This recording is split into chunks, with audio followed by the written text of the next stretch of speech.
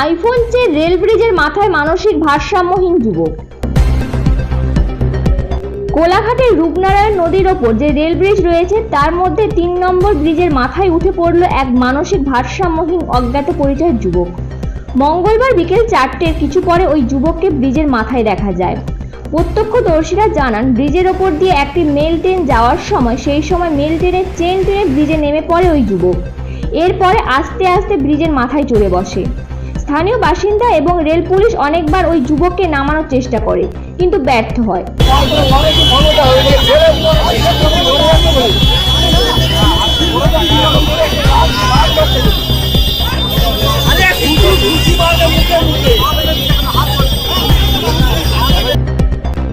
নামানোর চেষ্টা করলে রেলের হাই টেনশন লাইনে পা দেওয়ার ভয় দেখায়।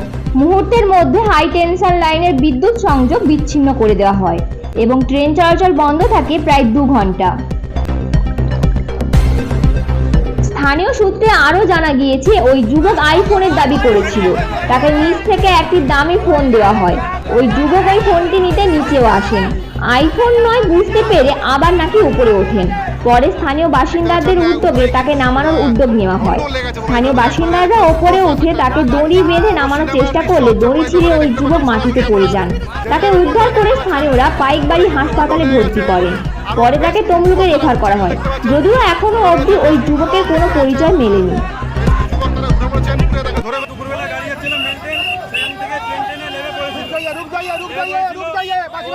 ব্রিজের উপর উঠে গেছে, সেখান থেকে খেলা দেখাচ্ছে। আচ্ছা, লাভেইনি। কত অনেক চেষ্টা করেছে, লাভানোর চেষ্টা করে লাভেনি। তারপর দড়ি দিয়ে বাঁধা হয়েছিল। কত পাগলা, অত সবাইকে উপরে মারতেছিল, এদিক ওইদিক করে লোককে খেলানোর চেষ্টা করছিল। দড়ি দিয়ে বাঁধা হয়েছিল। দড়ি দিয়ে বাঁধার পর দড়িতে নামানো ছিল, দড়িটা ছিঁড়ে পড়ে গেছে। Bureau report, PM news.